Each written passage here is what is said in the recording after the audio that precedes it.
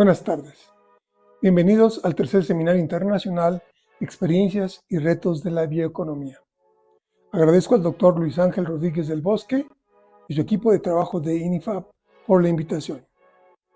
La bioeconomía es una interesante alternativa que permite enfocar las políticas de desarrollo agrícola y rural de manera sostenible, a largo plazo, y hay desafíos a los que tenemos que ir haciendo frente en el sector, como incrementar la productividad, generar autosuficiencia alimentaria, reducir los efectos del cambio climático, generar empleos y reducir la pobreza. La bioeconomía tiene grandes alcances, ya que promueve la inclusión social, tanto en la agricultura familiar como en la participación de nuevas generaciones que permitirán ese relevo que sin duda reflejaría una gran diferencia en el agro en México. Países como Alemania, Estados Unidos, Finlandia, Italia, así como Inglaterra, o en América Latina, Brasil, Portugal y Colombia, así como también México, son los que han realizado varias propuestas basadas en investigación. En el caso particular de nuestro país, se está trabajando una estrategia sectorial de bioeconomía en nuestro ámbito agropecuario, en el cual se tiene como objetivo que la población cuente con productos agroalimentarios bajo principios de sostenibilidad. Para desarrollar un plan de acción es importante que participen todos los niveles de gobierno, desde el nivel local, regional, nacional y sobre todo las organizaciones e instituciones de educación, de investigación y aquellas que hacemos innovación. Quiero hacer mención que en el colegio hemos actuado en este tema a nivel de investigación, a nivel de educación, a través de nuestros programas de posgrado, nuestras líneas de generación y aplicación del conocimiento y nuestras microrregiones de atención prioritaria. Asimismo, se ha trabajado en la vinculación con investigadores e instituciones a nivel nacional e internacional. En investigación, se tiene una línea de generación y aplicación del conocimiento relacionada con la bioeconomía. Se llama Bioeconomía, Alimentación y Recursos Naturales. Esta pertenece al posgrado de Socioeconomía, Estadística e Informática de Economía, en el cual se desarrollan 25 proyectos de investigación registrados en Montecillo, 18 a nivel de doctorado en ciencias, 1 a nivel de doctorado en investigación y 6 de nivel de maestría en ciencias, además de un proyecto de maestría en ciencias en el campus Córdoba. Actualmente, en educación, el Colegio de Posgraduados, a través de su máximo cuerpo colegiado, se encuentra analizando y discutiendo la propuesta de un doctorado en bioeconomía y cambio climático, el cual se impartiría o se coordinaría en el campus Veracruz. Este posgrado es un programa interinstitucional e intercampus, en el cual colaborarían profesores de tanto del colegio como de otros países, y favorecería el análisis de diferentes ambientes climáticos y económicos. Y tiene por objeto generar doctores en ciencias, en bioeconomía y cambio climático, para generar conocimiento científico y tecnológico pertinente e innovador, que incidan en el establecimiento de medidas de adaptación en los sectores agropecuario, forestal y acuícola, con el fin de contribuir al incremento de la productividad y la preservación de los recursos naturales. Asimismo, en el colegio se han desarrollado estrategias de vinculación enfocadas en la economía, tales como el tiempo que se ha dedicado a la vinculación de lo que es y por qué urge avanzar en bioeconomía y economía circular. Junto con otras instituciones y personas, se ha formado la Red Nacional de Bioeconomía y Economía Circular. Además, se tiene el chat abierto para que investigadores, estudiantes, productores y empresarios dialoguemos abiertamente acerca de los problemas que enfrentamos en la agricultura, la ganadería, los bosques y la pesca. Desde insumos, producción, comercialización, hasta el uso de desperdicios y su financiamiento y su recircularización. La red cuenta con más de 150 participantes. Otro tema es el apoyo a la iniciativa de integrar una red latinoamericana de bioeconomía. Los profesores se están vinculando con otros profesores e investigadores de no solo instituciones y universidades, sino también de otros países de América Latina. En el colegio están haciendo investigaciones de cómo aumentar la productividad de los cultivos animales y entrelazarlos con aspectos de cambio climático, con el desplazamiento de plagas y enfermedades en áreas más altas y frías. También hay mucho trabajo de investigación y vinculación para conocer y tener opciones de qué hacer con los desperdicios orgánicos que tanto contaminan.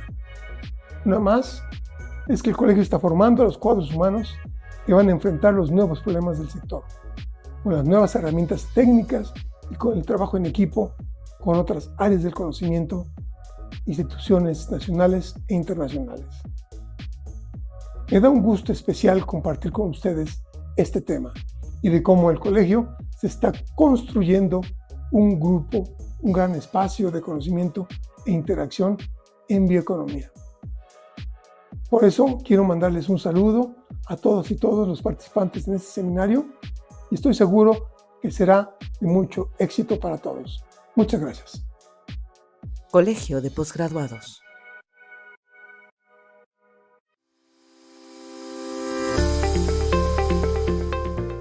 Saludos a todas y a todos. Muchas gracias por la invitación a la inauguración de este tercer seminario internacional denominado Experiencias y Retos de la Bioeconomía. Muchas gracias al doctor Luis Ángel Rodríguez del Bosque, director ejecutivo del INIFAP, y a mis colegas y amigos de la Secretaría de Agricultura y Desarrollo Rural de México. Muchas gracias por la invitación. Entiendo que este tercer seminario internacional se enmarca dentro de la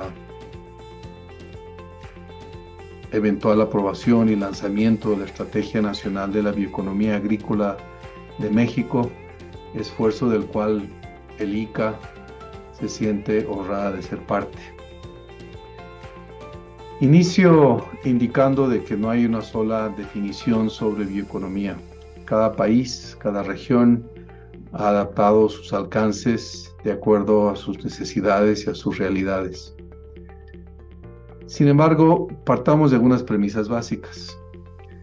La bioeconomía y sus alcances están asociados a una producción basada en conocimiento y a la utilización de recursos biológicos renovables y de sus flujos de residuos para la producción con valor agregado de forma sostenible en todos los sectores de la economía, no únicamente en la agricultura, sino también en otros sectores de la economía.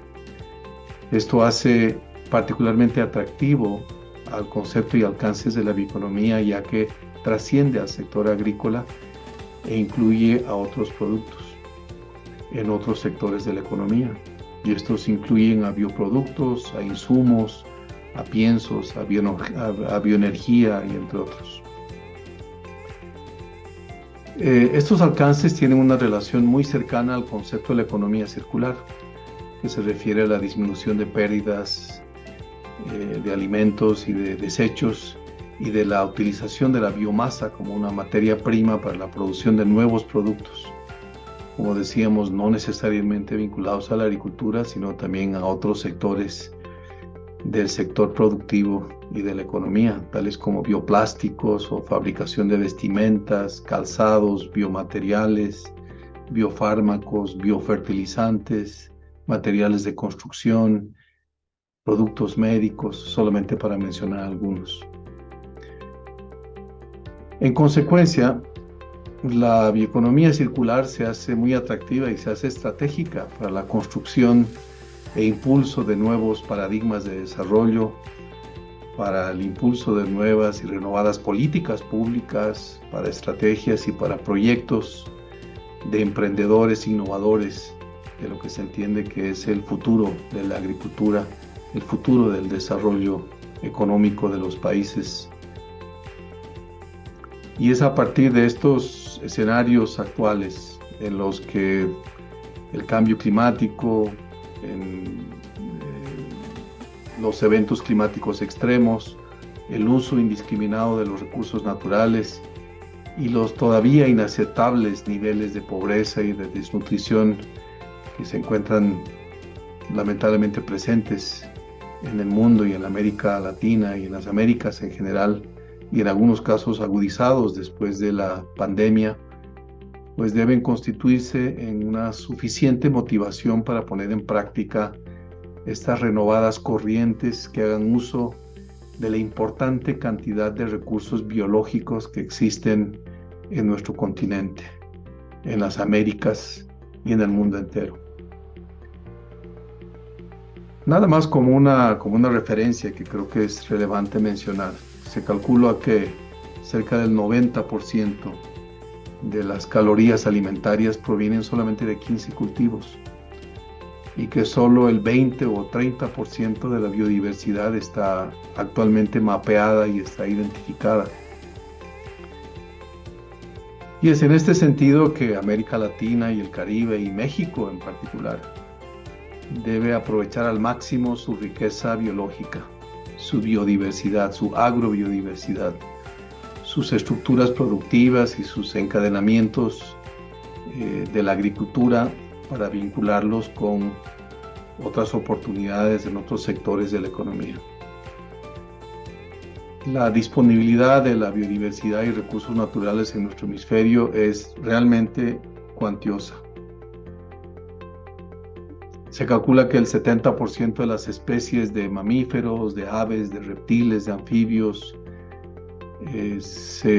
están presentes en América Latina y el Caribe, que solamente constituye un 10% de la superficie terrestre.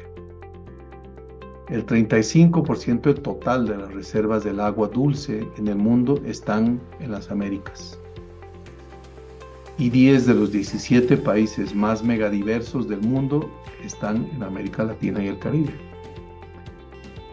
Y de ahí que la idea de que la visión multisectorial y esta visión diversificada que trae la bioeconomía se debe constituir en un importante vehículo para el impulso, para motivar nuevos modelos de desarrollo más productivos, más sostenibles y más equitativos.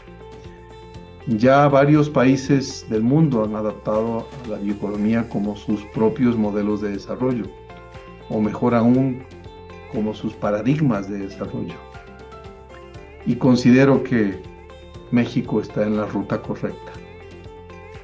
Eventos como estos no hacen otra cosa que alimentar esa necesidad de tener que identificar nuevos paradigmas y nuevos modelos que administren esos paradigmas de desarrollo para promocionar desarrollo más sostenible, más competitivo y más equitativo, con la idea de no dejar a nadie atrás y de promover soluciones a los problemas globales en contextos locales. Pues felicito a la Secretaría de Agricultura y Desarrollo Rural, al INIFAP y a quienes organizan este tercer seminario internacional sobre experiencias y retos de la bioeconomía, y les deseo el mayor de los éxitos que estoy seguro que se lograrán a partir de este importante evento. Muchas gracias.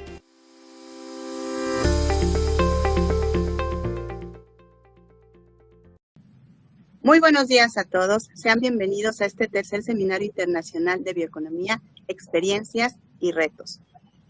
A nombre de la Secretaría de Agricultura, del Instituto Nacional de Investigaciones Forestales, Agrícolas y Pecuarias, de la Universidad Autónoma Chapingo, el Colegio Posgraduados, el CONACYT, el Instituto Interamericano para la Cooperación para la Agricultura, la Red Mexicana de Bioeconomía Circular y la Universidad Politécnica de Pachuca, les damos la más cordial bienvenida a este nuevo seminario. Y los invitamos a que nos sigan en las transmisiones del 19 y 26 de octubre, 9 y 16 de noviembre. Bienvenidos.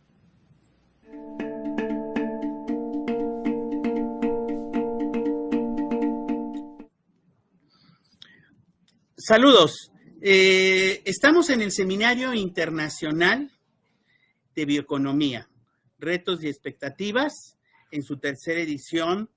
Y como en las dos ediciones anteriores, tenemos el gusto de recibir a expertos de varios países del mundo, sobre todo los que tienen más avanzado el tema de bioeconomía, sus emprendimientos, sus experiencias, su reflexión técnica y científica, pero también, por supuesto, económica, ¿no? Que es el asunto que nos trae. Y entonces, pues me da un gran gusto que en este seminario esté un experto de España, el doctor Juan Picos, de la Universidad de Vigo, el cual agradecemos. En el panel inicial, pues, dimos lectura de las semblanzas curriculares de los expertos que nos están acompañando. Entonces, pues agradezco mucho a Juan Picos que tenga nuevamente el placer de compartirnos. Digo nuevamente porque hace algún tiempo estuvo también en un foro forestal de la Academia Nacional de Ciencias Forestales de México, presentándonos un tema extraordinario sobre el mercado de la madera. Juan, muchas gracias por estar en este seminario internacional de bioeconomía que organizamos aquí en México. Nada, muchas gracias por la invitación y para mí siempre es un honor poder participar, aunque sea a través de esta ventana a distancia en las actividades que se organizan pues en un país tan querido y que para tantas cosas también es un ejemplo como puede ser México. Muchas gracias, te lo agradezco. Y bueno, tu tema es verdaderamente importante para nosotros, la bioeconomía en el contexto europeo, la perspectiva de la demanda de la madera, porque Europa y en particular países como España nos están demostrando de que la bioeconomía puede integrarse como una forma de trabajo en el desarrollo del aprovechamiento de los recursos naturales. Sí, así es. Era un poco la idea que traía hoy para esta presentación, contar un poco cómo se está moviendo esa idea, esa transición ecológica y cómo, pues desde parte del sector forestal, estamos impulsando que eso recaiga en la bioeconomía. Si te parece, empiezo con la presentación y así sin más dilación nos ponemos manos a la obra. Bueno, lo dicho. Por favor, muchas gracias. Sí, mi idea era precisamente ilustrar, incluso repasar algunos conceptos que creo que son importantes para que a veces el debate público, el debate político no nos desvíe a veces de nuestros objetivos, porque pues como todo foro público y social, pues al final todo el mundo, como decimos por aquí, intenta arrimar la brasa a su sardina, ¿no? Intenta impulsar dentro de todos estos momentos de transición, pues algunos sectores, y creo que a nosotros, sobre todo los que venimos de una base forestal, nos da una oportunidad para reivindicar el papel de este sector. En primer lugar, esto que tenemos aquí es un esquema de una cadena clásica de valor forestal madera, en el cual vemos que está compuesta de elementos interrelacionados, distintas industrias y distintos productos que entre ellos se relacionan tanto en la demanda como materia prima como en la producción, por ejemplo, de subproductos o residuos que son a su vez elementos a utilizar por otro tipo de industrias o de emprendimientos empresariales.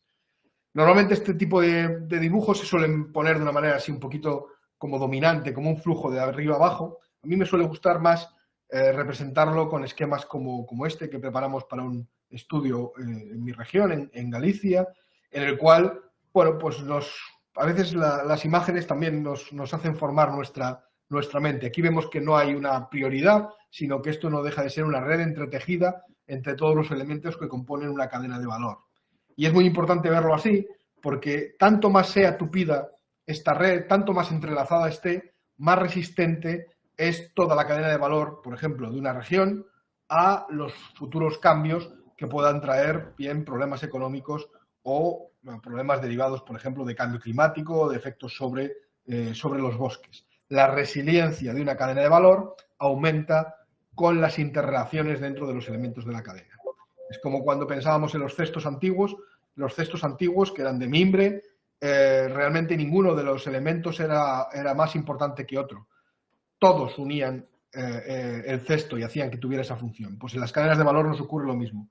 Si están entrelazadas y son suficientemente completas, serán suficientemente resilientes porque se adaptarán. Es un sistema más fácilmente adaptable a cualquier realidad que venga, incluidas las oportunidades que pueden derivar de la bioeconomía.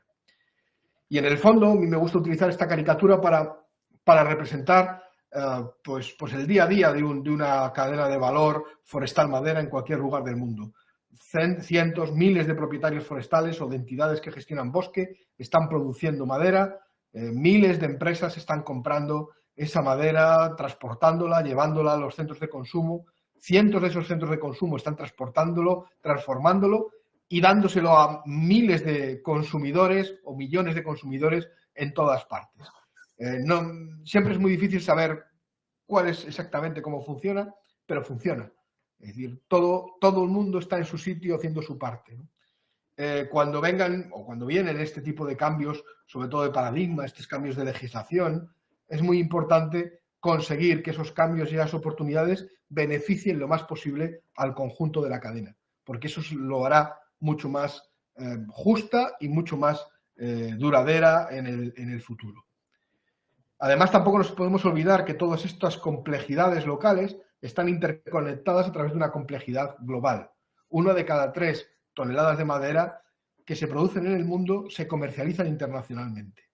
Eso significa que cosas que nos pueden ocurrir en zonas alejadas o que creemos que no tenemos ninguna relación con ella, pueden acabar influyendo cadenas de valor locales, ¿no? ¿Qué pasa si ahora hay una guerra en Ucrania? Si Rusia deja de poder exportar madera, pues Alemania dejará de comprar la madera rusa, pero la comprará en otro sitio y tarde o temprano esa cadena de demandas o esa cadena de relaciones se traslada a todos los lugares del mundo. Pues esto es, en el fondo, lo que nos pasa a los forestales, porque estamos acostumbrados a manejar la complejidad del ecosistema forestal, pero la industria de los productos forestales hereda esa complejidad también.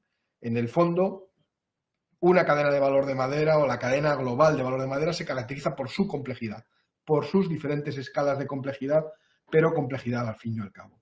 Y por eso es muy importante intentar conseguir que las oportunidades puedan, como he dicho antes, repartirse también a lo largo de esta red. Desde los comienzos del ser humano hemos convivido con la madera y la hemos utilizado para, bueno, pues todo lo que necesitábamos. Siempre la madera ha sido una respuesta a las necesidades humanas. Desde cuando empleábamos meramente el palo o la rama del árbol en bruto, hasta cuando hemos aprendido a cortar la madera, a alistonarla, a generar tablero, papel incluso a partir de ella, y ahora ya trabajando a escalas moleculares, productos mucho mejores. Este esquema, que es del Centro de Investigación Scion en Oceanía, me gusta mucho porque incluso nos pone un poco más allá, ¿no? Es la cadena de valor empezando en la genética que tienen, en este caso, las especies forestales, que va a ser muy importante en momentos donde necesitemos adaptar las especies a los nuevos climas, la genética, la producción de planta, la gestión forestal, la cosecha, el procesamiento primario, secundario, hasta que llegamos al consumo y final de vida. Cada vez tenemos la cadena más compleja. La historia del ser humano nunca ha eliminado el uso de la madera, sino que lo ha hecho cada vez más completo, más complejo. Lo que nos encontramos ahora es, bueno, pues la necesidad de cambiar lo que ha caracterizado la evolución del ser humano en el siglo XX, fundamentalmente, finales del XIX a principios del XXI, que ha sido el crecimiento basado en los recursos fósiles en lugar de los recursos biológicos. Y ahí es donde aparece esta necesidad de volver a recuperar la utilización de materiales naturales, biomateriales, en lugar de materiales, de recursos fósiles que corresponden a elementos biológicos de eras pasadas y que están, bueno, pues bajo el manto de la corteza terrestre.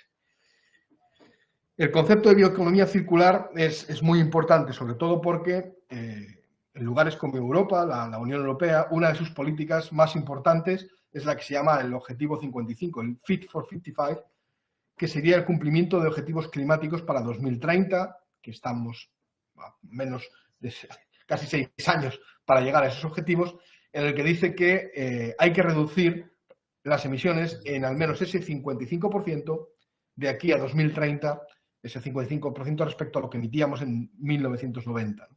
Y ser el primer continente que se pueda declarar climáticamente neutro en el 2050.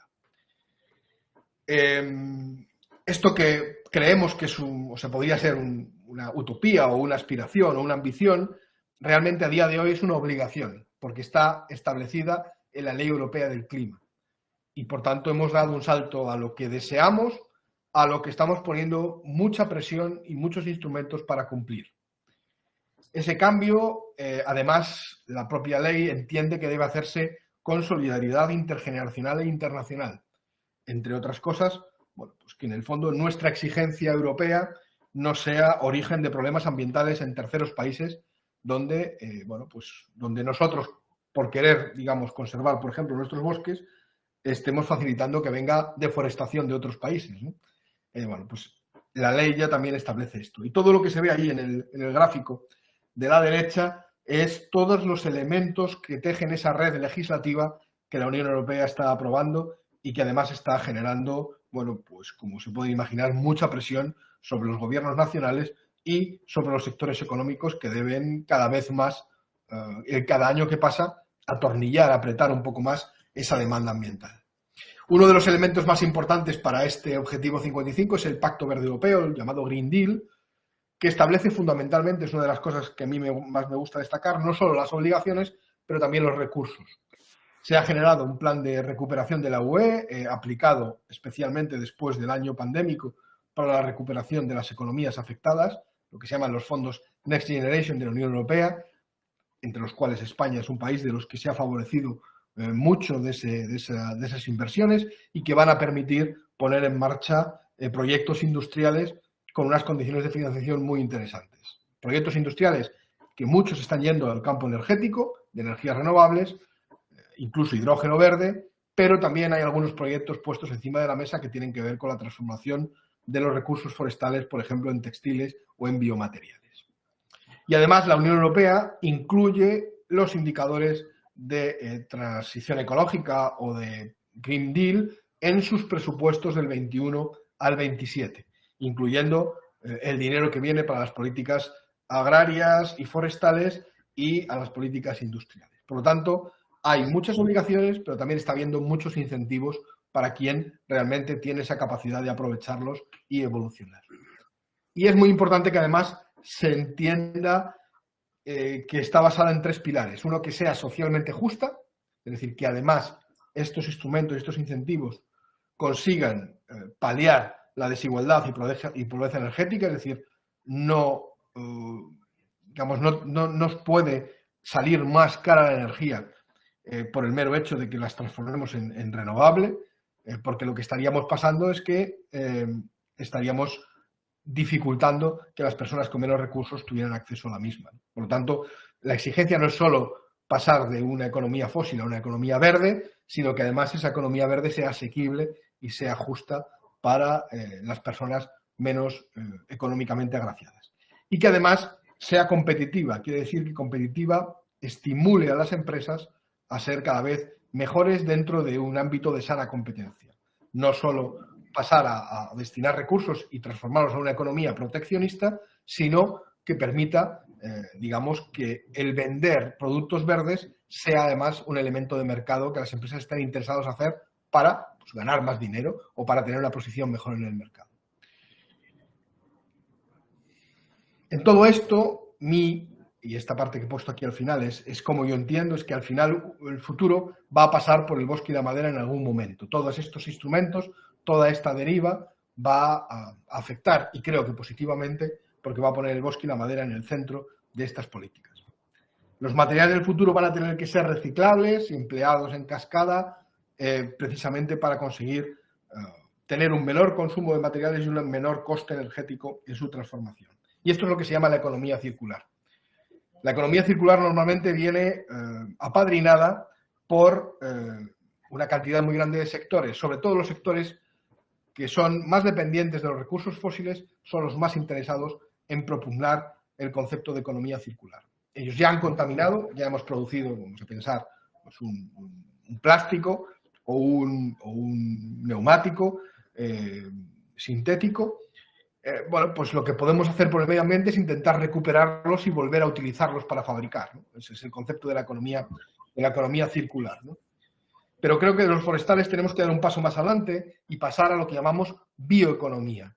Bioeconomía es que además, por decirlo así, los átomos de carbono que estén entrando en nuestro sistema productivo, en nuestro sistema económico, no provengan de estos recursos fósiles, que yo pinto aquí como ese carbono negro, ¿no?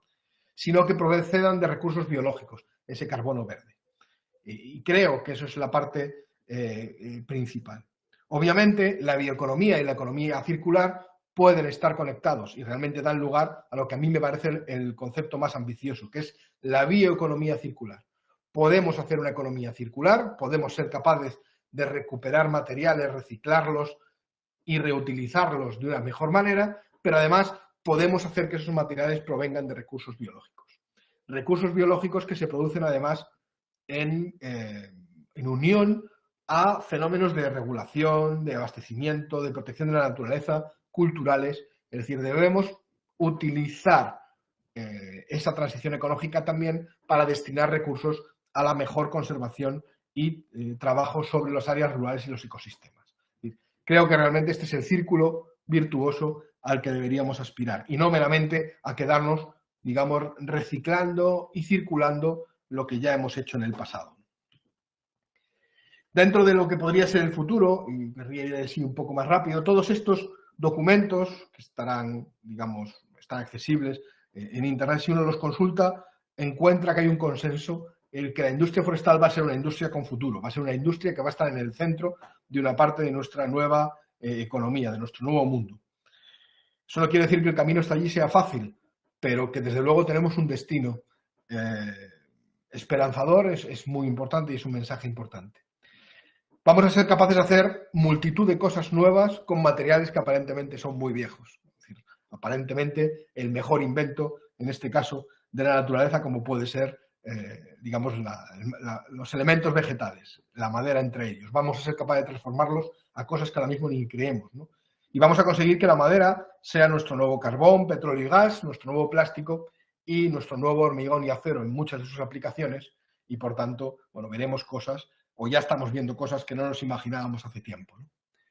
Y además tenemos la capacidad de hacerlo de una manera también eficiente, en materia prima, en energía, en agua, en capital y en capital humano. Una de las preguntas es si habrá suficiente madera para todo lo que podremos hacer con ella. Y por tanto, y esto es un estudio que había hecho WWF, precisamente advirtiendo de que probablemente duplicáramos las necesidades de madera para 2030 respecto a las que tendríamos en 2010.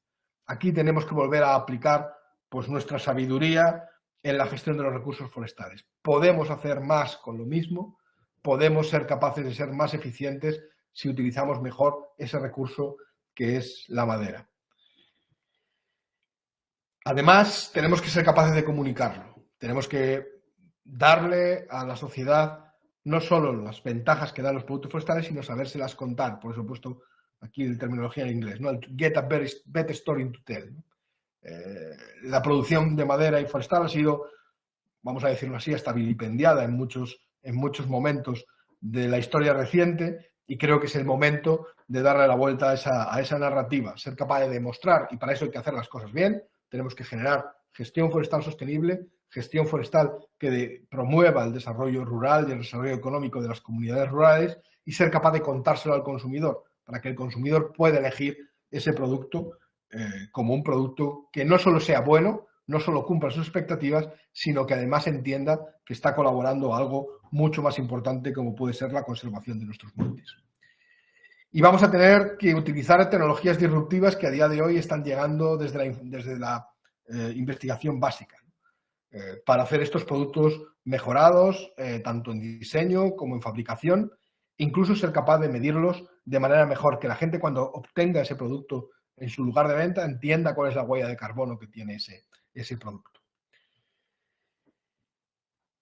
Y todavía tenemos muchas incógnitas que resolver. Tenemos que ser capaces de intentar ir solventándolas de una manera u otra, pero la ventaja es que desde el final de la cadena, desde el consumo, la madera va a ser demandada y la madera bien gestionada en el monte, bien transformada, bien transportada, con transparencia, con legalidad, va a tener un hueco en el mercado insustituible. Y por tanto, todos los productores forestales, las empresas de la madera y las regiones que apuesten por ese tipo de políticas para el futuro van a tener un sitio seguro en el futuro. Me voy a quedar con unas pocas conclusiones a efectos de recapitular parte de estas ideas que más o menos he ido contando. El primero es que el mundo ha cambiado. Aunque nos parezca que los que hacen aserrado o que la historia de la madera es una historia muy antigua, el mundo ya ha cambiado. Si miramos lo que ahora estamos haciendo con la madera, nos sorprendemos. Pero es que además va a cambiar aún más. Y vamos a tener atractivas, y pongo ahí, aunque no fáciles, nada va a ser trivial, nadie va a regalar nada a nadie, pero vamos a tener oportunidades atractivas de futuro. El viento va a ser favorable, pero tenemos que saber navegarlo. Eso no nos lo quita nadie. Además, vamos a tener mejores técnicas disponibles. Aún son caras, aún son emergentes, pero van a llegar y están llegando. Y además, en el momento que hay incentivos económicos en los mercados, rápidamente las empresas empiezan a poder adaptar tecnologías que a lo mejor hace 5 años eran caras y a día de hoy ya están en precios de mercado. Normalmente gastamos más tiempo y más energía en saber cuánta madera se va a demandar, pero nunca discutimos cuánta madera y de qué tipo se va a ofertar. Por lo tanto, tenemos que ser capaces de pensar que aunque la ruta de la oferta va a ser más lenta que la demanda, va a haber esa demanda y vamos a tener que ser mejores en la oferta. Y hay oportunidades de mercado para la madera, aunque tengamos incertidumbres sociales, políticas y todas estas crisis que vamos teniendo, sobre todo en los últimos años, van afectando a ese comercio internacional. Pero por detrás hay una energía superior que es la que va a hacer que por la cuenta que le trae al ser humano seamos capaces de adaptarnos. Por lo tanto, el sector forestal debe ser adaptado a esta nueva bioeconomía y debe perseguir las oportunidades. Debe ser lo más activo posible, porque tenemos un montón de ventajas respecto a otros. Finalmente, los deberes, ¿no? Las tareas que tendríamos que hacer para casa, ¿no? Trabajar en la sostenibilidad, en la eficiencia en el uso de recursos, en la circularidad de cada flujo y cada paso. Tenemos que ser también líderes en la economía circular. Tenemos que buscar y desarrollar nuevos productos y nuevos mercados. Y además, sobre todo, y es algo muy forestal, trabajar en el uso en cascada de la madera. No tiene ningún sentido exportar un tronco a largas distancias al otro lado del mundo para que meramente sea quemado en la obtención de energía. Es mucho mejor obtener de ese tronco todos los productos que podamos utilizar y que podamos generar valor añadido, si es posible, local, mucho mejor, y exclusivamente destinar, pues en este caso, la producción de energía a aquellas partes de la madera que no puedan servir para transformaciones más avanzadas. La madera es un producto valioso y, por tanto, no debemos dedicarnos a desperdiciarla o a simplemente aportar ese valor a cadenas de valor cortas que nos generan menos impacto económico y social. Bueno, y nada más. Espero más o menos haber cubierto más o menos el tiempo que tenía destinado y muy gustoso. Estoy disponible para un diálogo si es necesario.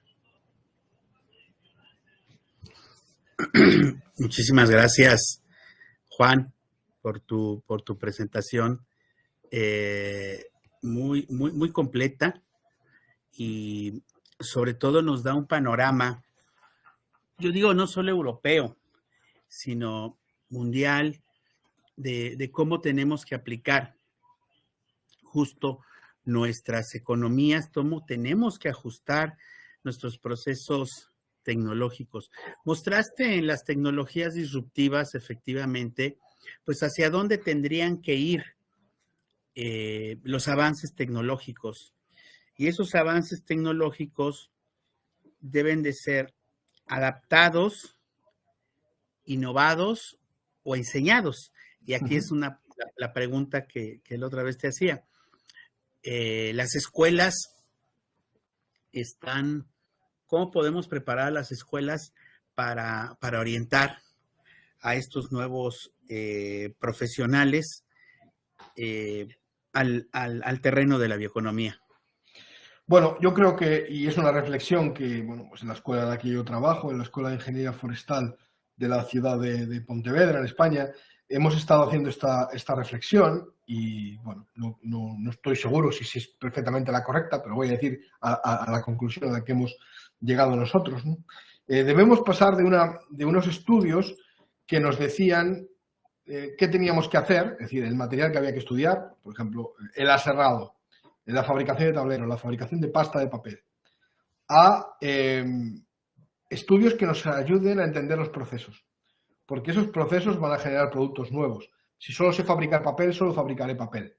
Sin embargo, si sé hacer transformación química de la madera y sé todas las posibilidades de transformación química que tiene la madera, es posible que genere nuevos productos. Entonces, a partir de ahora no nos vamos a quedar en el resultado final, vamos a quedarnos en el proceso. Nos pasa incluso como cuando la gente estudia ahora cocina, ¿no? Ahora la gente cuando estudia cocina no estudia cómo hacer un potaje o cómo hacer un filete, ¿no? Estudia cómo hacer una cocción, cómo hacer una fritura, cómo hacer Eso es lo que va a dar nuevas transformaciones, nuevos productos, o esa gastronomía que digamos más elegante, que es la que realmente tiene más mercado, ¿no? O un mercado más caro. Bueno, pues yo creo que con la madera tenemos que hacer lo mismo, estudiar mucho el material, estudiar mucho los procesos y después, obviamente, utilizar las industrias actuales como ejemplo de esos procesos, pero no como destino único. Exacto. Cómo estudiar los procesos y las posibilidades de cada material. Yo creo que el iniciar en este panel 1 con tu exposición nos va a abrir mucho a otros aprovechamientos de recursos naturales, que es la agricultura y la ganadería. Claro que sí. Porque al final es agua, es materia vegetal, son minerales que se transforman en los alimentos y son procesos que van más allá de los alimentos, los bioinsumos, los biocombustibles que necesitamos, pues así como la mayor cantidad de celulosa en el mundo ya no viene de bosques naturales, sino de plantaciones forestales comerciales, pues a lo mejor las gasolinas, los nuevos combustibles, vendrán de los campos de cultivo y tendrán que adaptar la agricultura y la ganadería a esos mismos procesos. Pero en buena parte, lo que ahorita vemos sigue viéndose una confrontación. ¿Cómo verías tú poder hacer esta conciliación de objetivos? Bueno, yo creo que lo básico para eso es que ese desarrollo sea lo más participado posible. Es decir, si yo fuera, obviamente no es el caso, pero propietario millonario de una gran empresa energética que buscara mejorar sus combustibles para la automoción, pues lo que querría sería comprar millones de hectáreas y plantarlas con un cultivo que me valiera para mí. Si estamos trabajando con los agricultores y con las áreas de producción agrícola, lo que buscaremos sea gente que haga producción y que esa producción pueda ser comprada por una pluralidad de potenciales compradores. Y probablemente ahí podamos producir alimentos, pero parte de los subproductos vegetales que genere ese cultivo van a producir combustibles también. Yo creo que tenemos que huir de esa fuerza piramidal que da solo a los grandes jugadores del mercado estas oportunidades y ser capaz de crearlas desde abajo.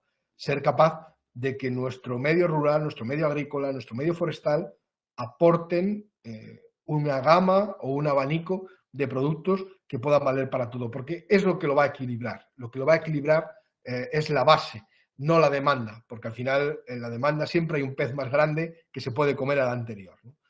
Tenemos que ser capaces de pensar el cultivo desde el origen, haciendo que sea diverso, haciendo que tenga dependencia de varias cadenas de valor, porque, si vuelvo al ejemplo, mi gran empresa, si lo dijera así, millonaria de combustibles tuviera un problema y quebrara, es posible que quedaran atrás muchos de mis proveedores si solo me daban a mí la provisión. Y entonces esas son las típicas bancarrotas que se llevan por delante muchos pequeños emprendimientos, que es mucho mejor que desde la base hay una diversificación y ser capaces de que esta revolución verde sea lo más plural posible, que la cadena sea lo más tupida posible. Eso es lo que nos hace a todos más resistentes y también dentro de esos flujos, dentro de esa red que yo tejí ahí, es más fácil que las cosas que valen para algo tengan un camino más valioso y las que realmente pues, son solo carbono, hidrógeno y oxígeno y deben valer solo para mejorar en los combustibles, puedan ir por ese camino. No sé si me explico. Digamos, es un poco complejo verlo así, pero siempre hay que entender, por eso pongo la caricatura, ser capaz de que la ventaja afecte lo más posible a toda la cadena de valor. Me quedo con esto de la segunda revolución verde. Sí. La primera fue imprescindible para que la agricultura se tecnificara, se volcara, por ejemplo, hacia el manejo genético, redujera sus insumos, porque tenía que aumentar los rendimientos para darle de comer a millones de personas. Eso es. Ahora esta revolución verde tiene que conciliar con los recursos, con los ecosistemas, con la sociedad. Sigue habiendo graves problemas de hambre, de pobreza. Eso es. Que exige que la agricultura junto con la ganadería y la silvicultura saquen a millones de personas de la pobreza, les den alimento, les den abastecimiento. Tú en una conferencia anterior hablabas del escenario de la guerra, sí, de la guerra de Ucrania. Y ahora, Juan, tenemos 2 guerras. Sí. De aquel escenario que tú manejaste hace como un año que estábamos iniciando la guerra de Ucrania, y ese es un análisis de lo que representaba. Ahora tenemos 2 guerras, es decir, hace apenas 30 años decíamos que ya se había solucionado el problema de la guerra en el mundo. No es cierto. Ahora es una variable, junto con otras variables como son el narcotráfico, los problemas de discriminación, sobre todo por cuestiones económicas, que nos obligan a pensar en este mundo, en un mundo de la bioeconomía. Y ya pues la última es, me gusta mucho cómo brincas de la bioeconomía circular de la economía circular a la bioeconomía. Forzosamente muchos economistas se han quedado en economía circular, y no nada más consiste en que todo se recicle, no, todo se debe de transformar, ¿no?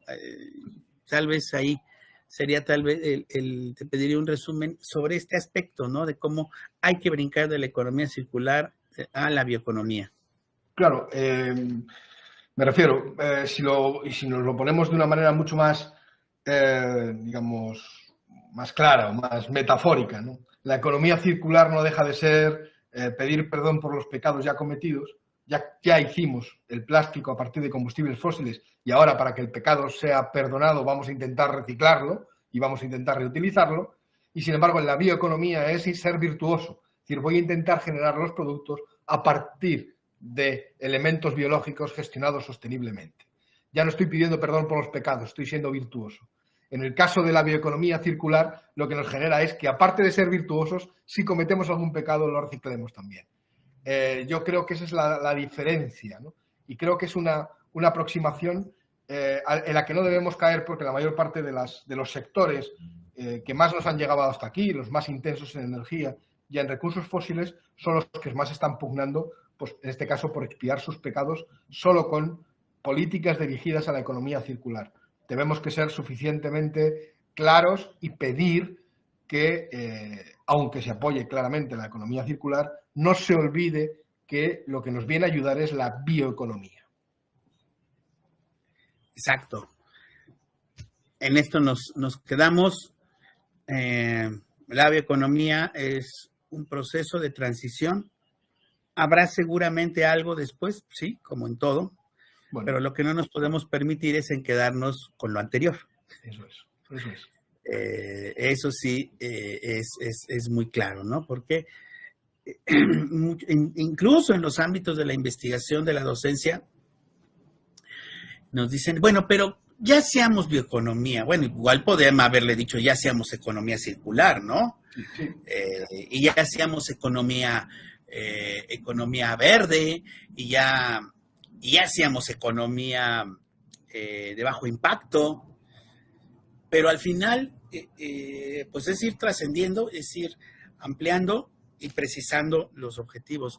Muchísimas gracias, Juan Picos, por esta tan importante participación, conferencia en el tercer Seminario Internacional Experiencias y Retos de la Bioeconomía, que organiza el Instituto Nacional de Investigaciones Forestales, Agrícolas y Pecuarias, la Secretaría de Agricultura y Desarrollo Rural, el Instituto Interamericano de Cooperación, de la Cooperación para la Agricultura, y por supuesto el Colegio de Posgraduados, la Universidad Autónoma de Chapingo y la Universidad Politécnica de Pachuca.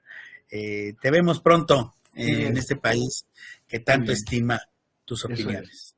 Gracias a todos. Gracias.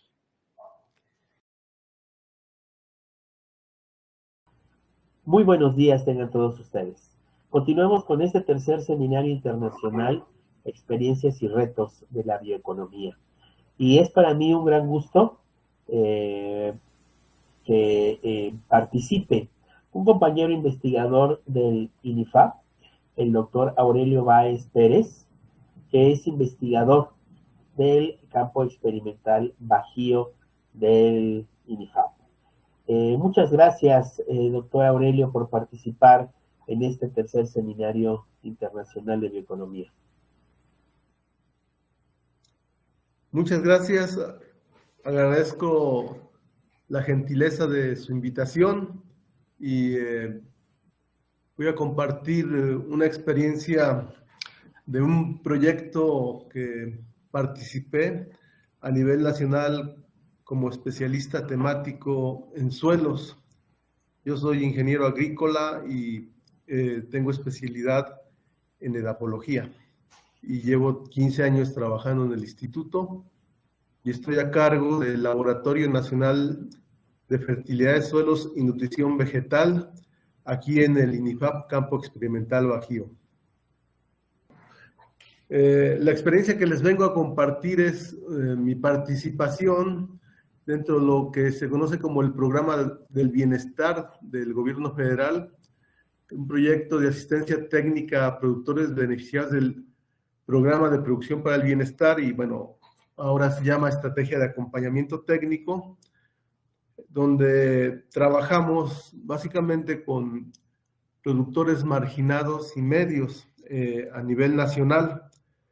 Sí, entonces, en este proyecto justamente se da acompañamiento técnico en varias áreas de la agricultura en el país. Su metodología está, digamos, fundamentada en lo que se conoce como escuela de campo, que considera al agricultor, digamos, estrategias para mejorar sus métodos de trabajo, aprender prácticas alternativas para la producción sustentable, difundir, conocer tecnologías aplicables dentro de su ambiente. Y pues hay muchas cuestiones de capacitación impartida por un facilitador técnico, que generalmente es un extensionista, o bueno, el INIFAP que está participando en varios temas al respecto.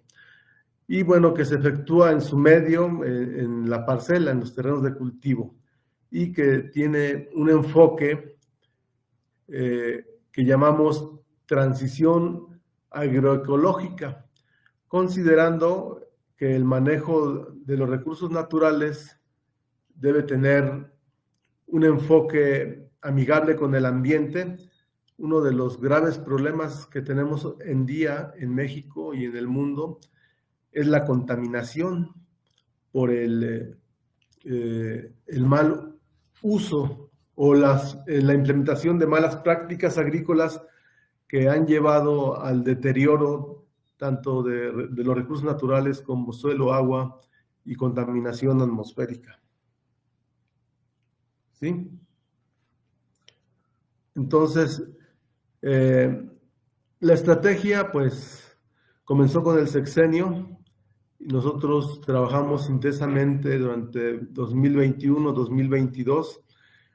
Para ese entonces se tenían delimitados 34 territorios a nivel nacional, como se muestra en el mapa.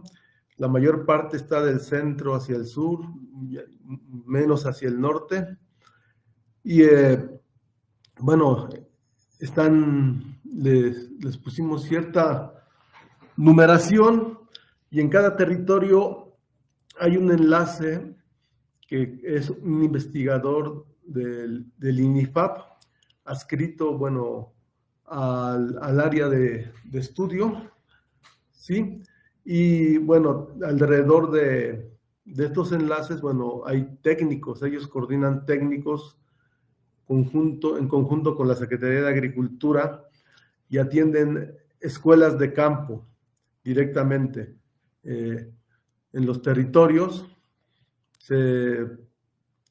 Hay más de 4.500 escuelas agrícolas, pues alrededor de 450, 500 técnicos, y se imparte capacitación, se hace innovación en conjunto con el agricultor, y hay muchos especialistas.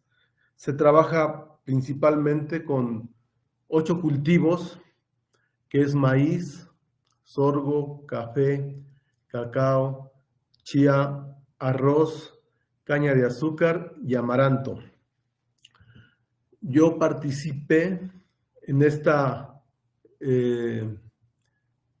evaluación en la cuestión de los suelos. Yo soy, como especialista temático en la edafología, nos encomendaron la tarea de caracterizar los suelos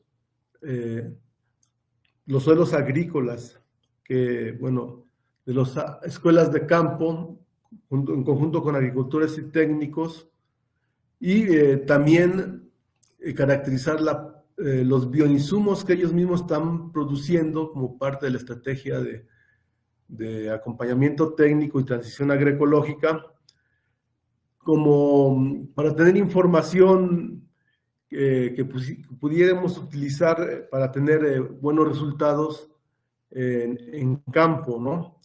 Entonces, se puso mucho énfasis, primeramente, en la capacitación, ¿sí?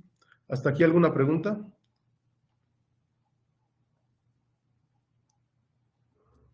¿Todo bien? Bueno, entonces, para el efecto de todo el trabajo que hicimos, comenzamos con capacitaciones teórico-prácticas de muestreo de suelos en cada uno de los territorios que mostré en el mapa.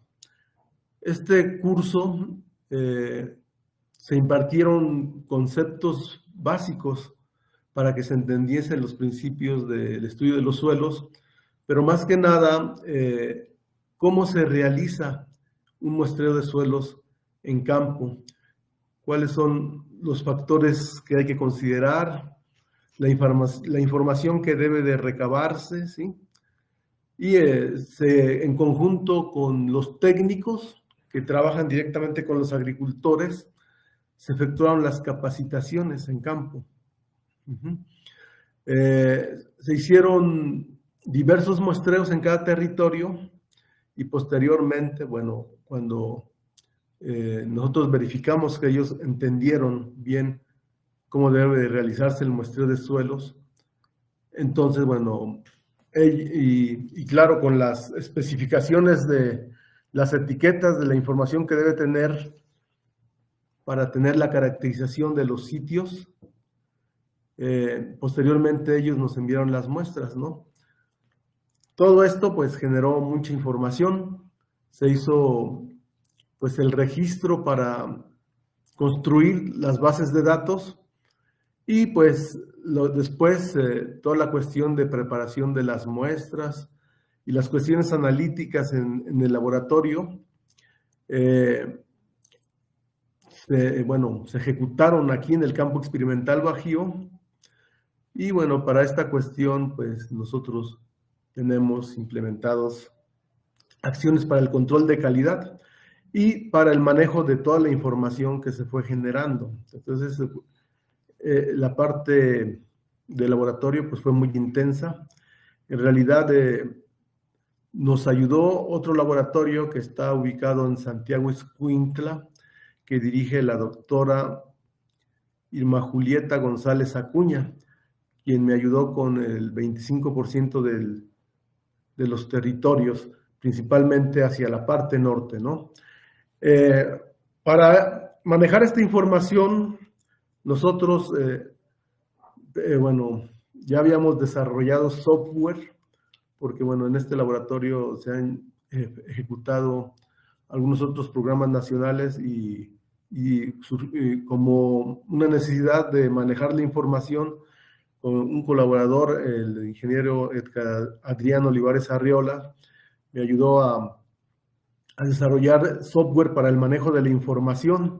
Toda esta información que nosotros generamos la presentamos en un reporte que es autointerpretativo. Tiene información cualitativa, cuantitativa, tanto de suelos como de bioinsumos, que, bueno, había que regresar a los mismos territorios con los técnicos a capacitar sobre la interpretación de resultados, sobre el cálculo de las reservas de los suelos y la generación de recomendaciones. Entonces, bueno, sí,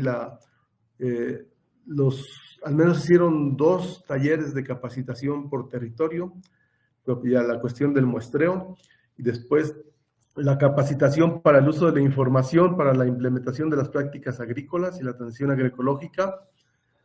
Y bueno, pensamos que esto tuvo mucho éxito, ¿sí?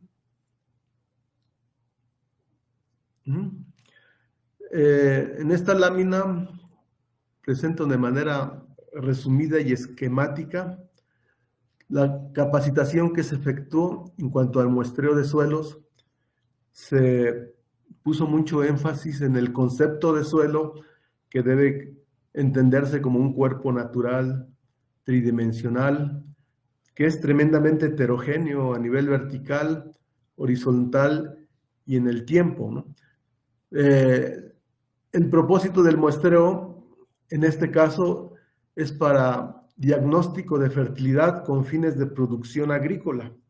El estudio de los suelos es muy amplio, ¿sí? Para empezar, los sistemas de producción agrícola son ecosistemas terrestres modificados, perturbados. Un ecosistema terrestre natural corresponde a un bosque donde hay un equilibrio entre las poblaciones vegetales, animales y el suelo. Entonces, hay un cambio de uso de suelo para convertir este ecosistema terrestre natural a un agroecosistema, y ello implica, pues, la deforestación, ¿sí? Labores de labranza, uso de insumos y para el establecimiento de los cultivos. Entonces, bueno, todo ello impacta en las características físicas, químicas y biológicas del suelo. Entonces, bueno, por ello hay que entender cómo son estos cambios, estas perturbaciones. Al final de cuentas, los sistemas de producción agrícola son básicos para la seguridad alimentaria, pero también son frágiles. Entonces, pues, las prácticas agrícolas que deben implementarse, pues deben ser sustentables, es decir, que sean amigables con el ambiente, económicamente viables, ¿sí? Y ello implica el conocimiento del suelo. Entonces, bueno, todo ello se explicó en los talleres de muestreo de suelos. Y bueno, el enfoque del muestreo fue este. Debido a que el estudio es muy amplio, bueno, el propósito del muestreo pues depende del objetivo.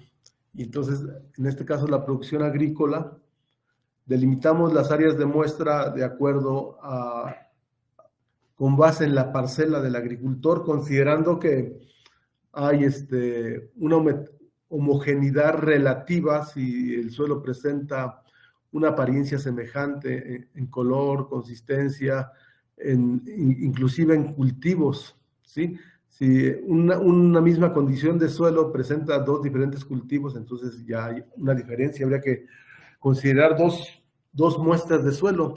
Y trabajamos a nivel de muestras compuestas y bueno, allí señalé la importancia del número de submuestras por muestra compuesta y también toda la información que debe de levantarse en el campo a nivel de cuestiones básicas de clima, relieve, inclusive manejo agronómico y nivel de producción, pues dado que se tienen que generar recomendaciones, se requiere esta información.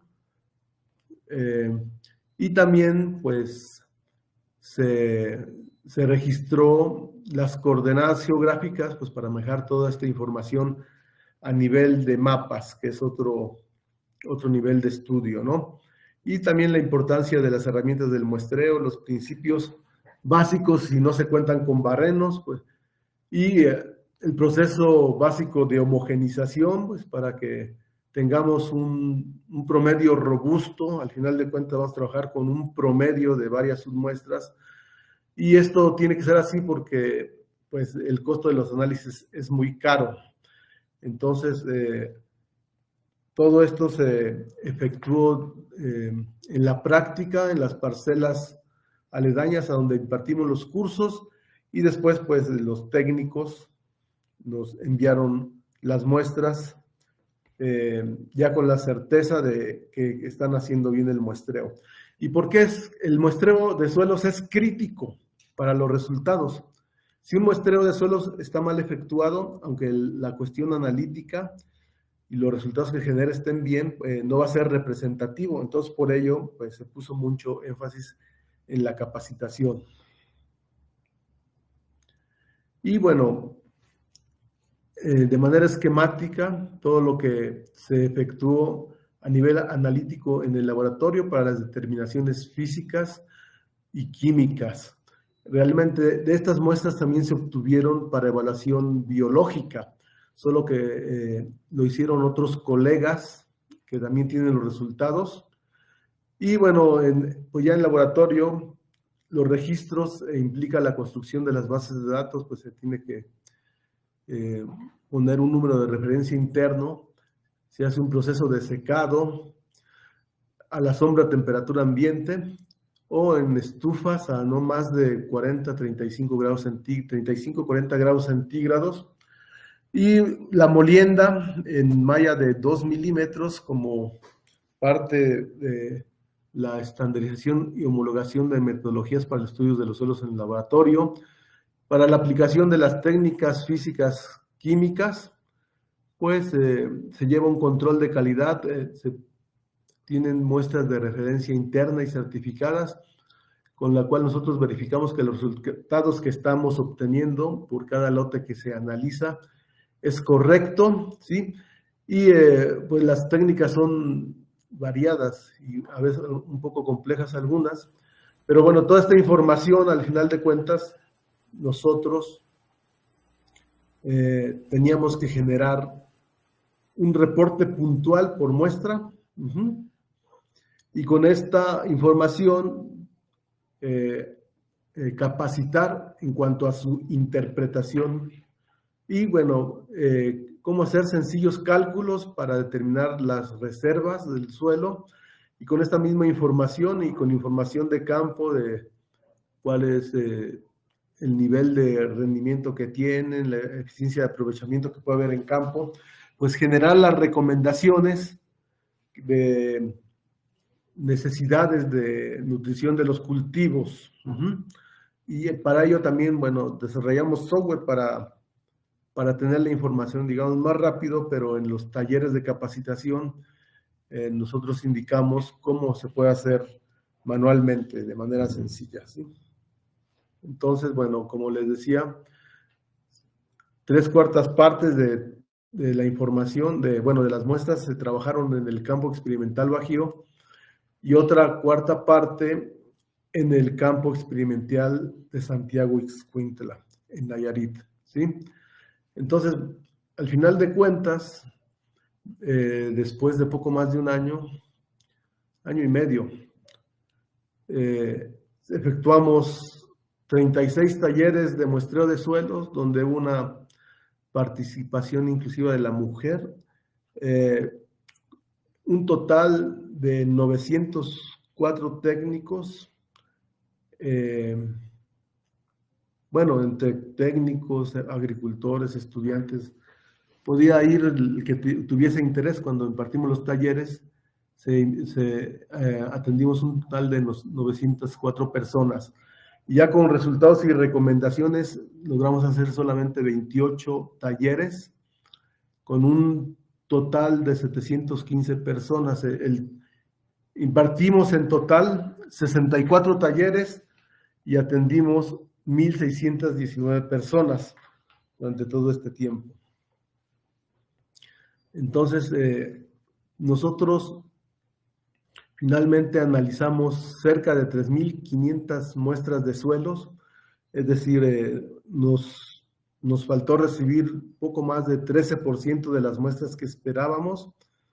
Sí, pues algunos territorios aquí no enviaron muestras. Hicimos una relación de las muestras que esperábamos y las que nos enviaron. Algunos enviaron un poco de más y otros un poquito de menos. Y de bioinsumos, que esperamos efectuar al menos 2,000 muestras de bioinsumos entre bioles, lixiviados, compostas o lombricompostas. Al final efectuamos 1,650 análisis minerales, pero también se efectuaron análisis de microorganismos benéficos que se efectuaron en el CNRG en Jalisco por la doctora Lorena Jacqueline, que también tiene resultados al respecto, pues. Y bueno, todo esto tiene un alto valor por estos microorganismos, ¿sí? Y esto de parte de la transición agroecológica, bueno, que se estuvo difundiendo en las diferentes escuelas agrícolas como, digamos, una estrategia para mantener la fertilidad de suelos y también tratar de limitar la fertilización química, que en exceso pues ocasiona contaminación y encarece de manera importante el costo de producción y por lo tanto impacta en la rentabilidad y los ingresos de los productores. ¿Sí? Esto ya lo dije. Toda esta información que, bueno, nosotros generamos, la compartimos con todos los que están participando en el proyecto de la estrategia de acompañamiento técnico en una nube. En esta liga, nosotros presentamos 2 carpetas con resultados de suelos, resultados de bioinsumos. Todo esto se explicó en los talleres y, bueno, se dieron elementos para la interpretación y cálculos y obviamente de ahí tuve que poner mucho énfasis en conceptos básicos y la interacción suelo, planta, ambiente, pues, para utilizar esta información correctamente para la generación de recomendaciones en campo. ¿Sí? Entonces, bueno, eran 34 territorios. Todo está aquí. Esta liga, hasta ustedes pueden tener acceso y verificar estos resultados. Y se explicó sobre la caracterización de las escuelas agrícolas. La información que se pidió pues fue de ubicación, localización, manejo agronómico. Pero toda esta información es muy importante tanto para la interpretación de resultados, para explicar pues sí, lo que nosotros fuimos generando, y para las recomendaciones. Y sí, el nivel de producción era muy importante para las recomendaciones. Todas las cuestiones de físicas, químicas, salinidad en caso de suelos alcalinos o aluminio intercambiable en caso de suelos ácidos. Pero también generamos enmiendas para nivelar el pH, que limita el aprovechamiento de nutrientes, principalmente fósforo y algunos microelementos.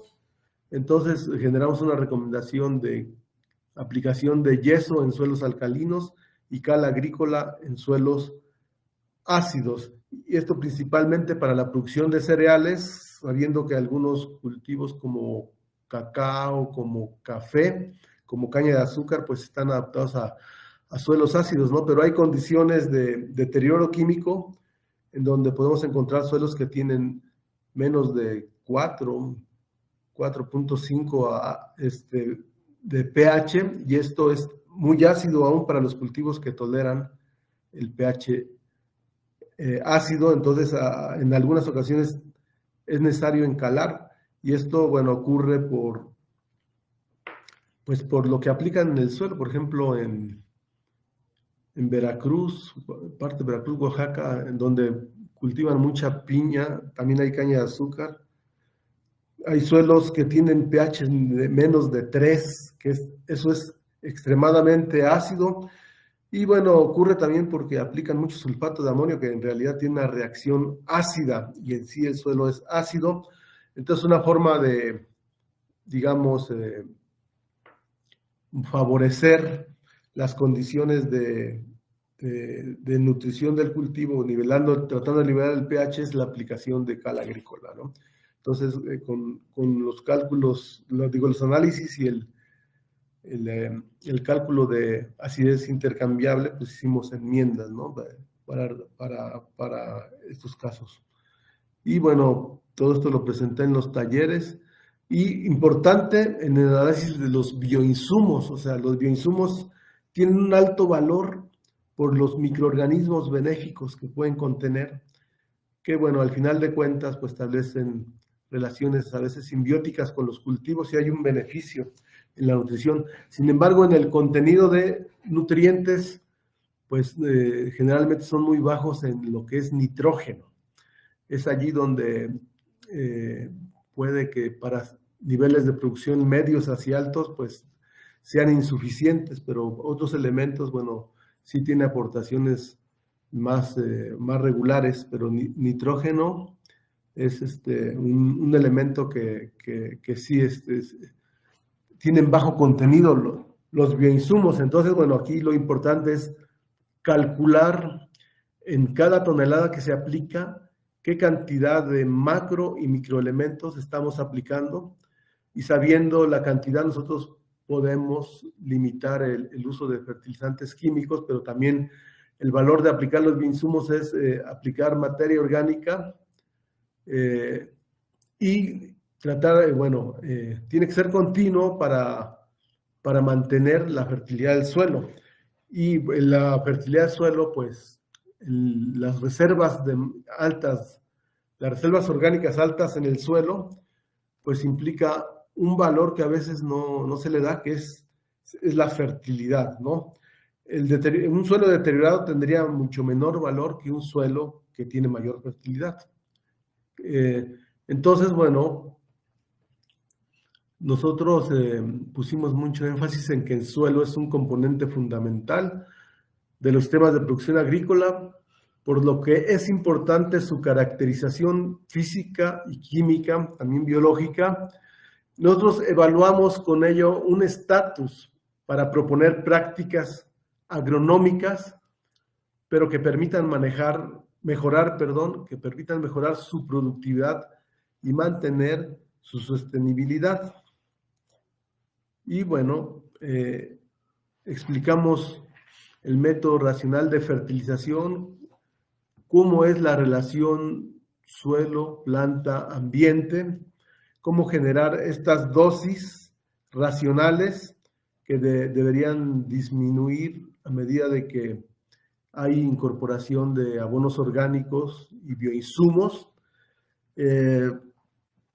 Y todo ello se explicó puntualmente en el campo. También cómo calculamos el contenido de macro microelementos en los bioinsumos con cálculos sencillos, ¿no? Esto nos pidieron hacer un cálculo con lixiviados que sería una cuestión muy alta si quisiéramos satisfacer necesidades de nitrógeno. Todo ello depende del nivel de producción, pero se puso mucho énfasis en cómo concebir esta relación suelo-planta-ambiente. Si bien nosotros estudiamos el suelo, solo es un componente, una parte de un sistema de producción agrícola que es compleja esta interacción y que nosotros tenemos que entender cómo funcionan los componentes y en la medida de ello nosotros utilizar la información de los resultados de suelo y el contenido nutrimental de los bioinsumos, pues para generar estas recomendaciones y prácticas agronómicas apropiadas para el manejo en los temas de producción. Por ejemplo, café, que es un cultivo que está dentro de, que se da importancia en la estrategia de acompañamiento técnico. Generalmente estos temas de producción, los suelos tienen un alto contenido de materia orgánica y microelementos, microelementos. Sin embargo, identificamos que los rendimientos generalmente son bajos y en este caso el problema no es el suelo, sino el manejo del cultivo. Encontramos plantaciones que tienen más de 50 años y que no se hacían las labores culturales apropiadas de poda de sanidad o rejuvenecimiento. O sea, hay cuestiones agronómicas que se pueden implementar en campo y que no necesariamente la limitante es el suelo. De ahí, bueno, puso mucho énfasis en estudiar esta interacción. En otros casos sí, o sea, y bueno, las deficiencias más fuertes siempre son de nitrógeno, ¿no? Entonces, para suelos son sencillos cálculos que no voy a explicar aquí, pero que lo explicamos en los talleres. Y toda esta información que nosotros impartimos a técnicos y a algunos agricultores, al final se difundió en las escuelas agrícolas y se utilizó para, bueno, lo que este Programa Nacional de Fertilizantes, que los apoyos que están dando, bueno, que se tiene información para hacer un manejo adecuado de los insumos que están dando. Finalmente, mi colaborador Edgar Adrián, también me ayudó a generar una aplicación móvil, que la cual en un celular, digamos, conectada con la base de datos que mostré hace un momento, pues o los datos locales de cada muestra, bueno, los territorios donde corresponden las muestras, pues se puede manejar la información y tener un resultado, digamos, inmediato, pero todo esto yo ya les había explicado cómo hacerlo manualmente con base en conceptos y el manejo de la información que mostramos hace un momento. Y finalmente, pues, lo cumplimos con el objetivo de la capacitación, generación de resultados, sistematización de la información, generación de recomendaciones para la implementación de las prácticas agrícolas sustentables y transición agroecológica en los territorios de la estrategia de acompañamiento técnico.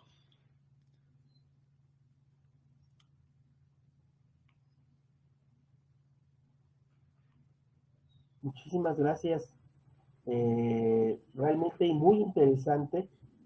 Para los fines del seminario, era muy importante encontrar esta estrategia que usted plantea, donde justo no solo se queda en una propuesta tecnológica, en una propuesta de innovación, sino se hizo y se estructuró todo un proceso de formación que es tan importante.